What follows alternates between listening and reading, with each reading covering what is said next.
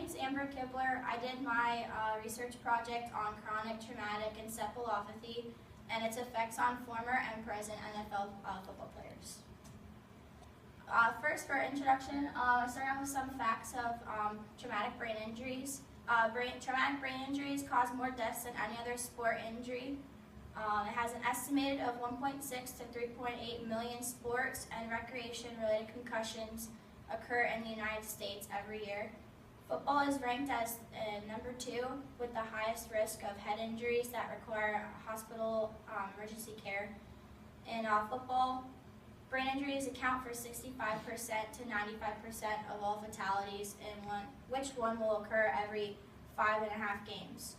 A traumatic brain injury also occurs every 15 seconds, and brain injuries cause 1.5 times more deaths than AIDS, which is HIV virus. Up to 86% of athletes that suffer concussion will develop a post-traumatic symptom at some point in their life after they retire from their sport. And concussions, also called traumatic brain injuries, abbreviated TBI, and concussion or chronic traumatic encephalopathy, CTE, have recently been receiving intense media, medical, and scientific attention in the past years. So an overview of traumatic brain injuries. A traumatic brain injury occurs when the head is struck by either a sudden bump, jolt, blow, or is struck by an object. In sports-related traumatic brain injuries, what occurs is the brain undergoes rapid acceleration and then followed by a deceleration movement, like you see in football when you have two players coming at each other with the head-on-head contact. It causes the neurons, blood vessels, and the glial cells to stretch, causing a disruption of their normal functions. So we have two different types of traumatic brain injuries. We have acute, which is also referred to commonly as concussions, and we also have the chronic, which is also identified as chronic traumatic encephalopathy. Chronic traumatic encephalopathy was introduced in 1926 at the American Neurological Association by two medical doctors, Osnato and Gilberti. Chronic traumatic encephalopathy is defined as a neurodegenerative condition in which progressive clinical symptoms often begin several years after the athlete retires. What happens with traumatic encephalopathy is once an athlete is hit numerous times repeatedly with head-on-head contact, we have proteins in our brain, and every time that it's hit, it's accumulated over time, and the proteins start to have a choking mechanism, which is also kind of resembled by pouring cement down a drain. So, in other words, we need oxygen for our brains to adequately breathe, for us to function as humans. So what happens when the proteins become accumulated, it builds up inside the neurons in your blood vessels, which impairs your cognitive behaviors, your assertive behaviors, and behavioral behaviors. Symptoms of CTE and TBIs. Some symptoms of TBIs are headaches, dizziness, nausea, blurred vision, ringing in the ears, sensitivity to light, difficulty sleeping, and fatigue. And for chronic traumatic encephalopathy, most people will experience some suicidal thoughts, behavioral disturbances, so either aggression or depression, impaired judgment, loss of memory, impulsive or erratic behavior, gradual onset of dementia, loss of balance, and feeling of guilt or isolation. So the diagnosis and discovery was first seen by Dr. Bennett Amalu. He's a Nigerian-American neuropathologist, physician, and a forensic pathologist. He worked at Allegheny County Coroner's Office in Pittsburgh, Pennsylvania, which he was the first to discover and publish findings of CTE, where he first encountered the very first discovery of CTE, which was from the autopsy of Mike Webster. He was a former Pittsburgh Steelers center, and he had about over 70,000 blows to his head during his career time. In 2016, a movie was released. It's called Concussion. Will Smith played Dr. Bennett Amalu. Basically, he conducted the same research that he did. He just looked at his brain. He saw no disturbances at all. There was no out of ordinary things when they were doing the autopsy until they looked at his brain matter, which down here is a section of over time when the proteins are accumulated after repetitive blows, it starts to blood clot in your brain, causing disruptions in behavior and your other cognitive factors.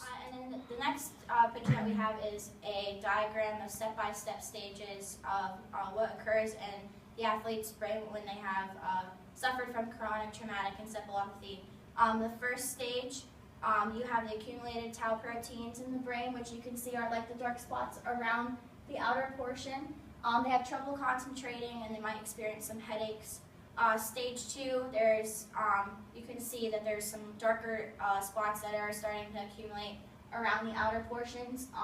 They have additional tau buildup in their brain, which causes them to have rage, depression, impulsivity, problems with short-term memory, so they might not remember things that they had just recently done.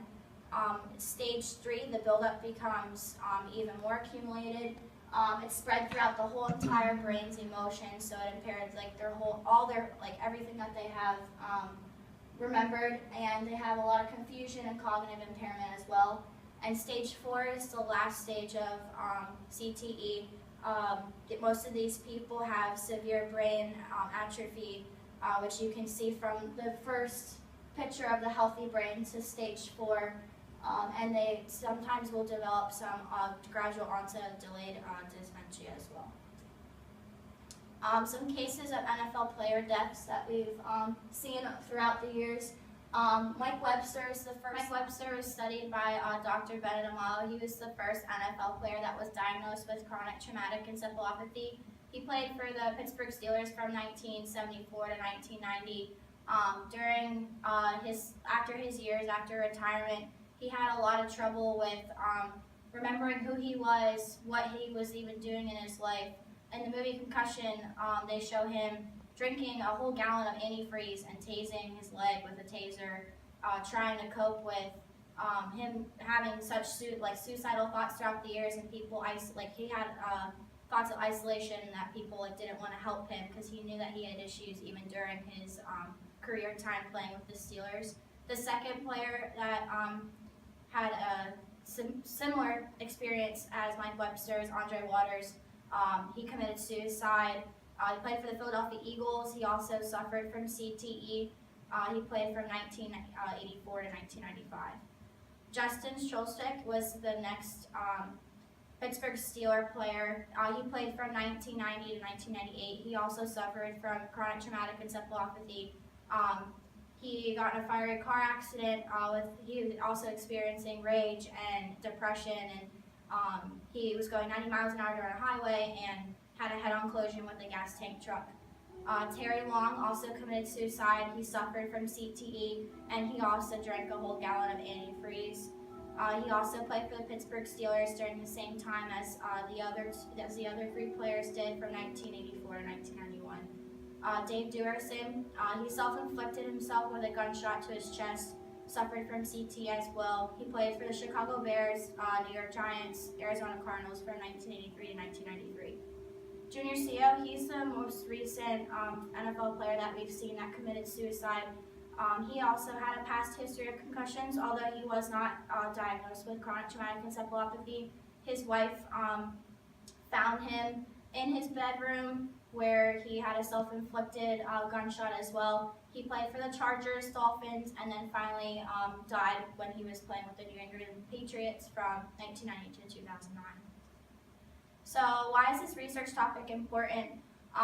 Basically, concussions are extremely important for anywhere from high school sports to even like children and collegiate and athletes and all the way up through professional sports because of the long-term trauma that it can cause cognitively, behaviorally, and assertively as well. In 2011, over 5,000 retired NFL players started to sue the NFL for the dangers of concussions because people were not aware of what the effects were later on in life, where these football players were committing suicide and no one could understand exactly why.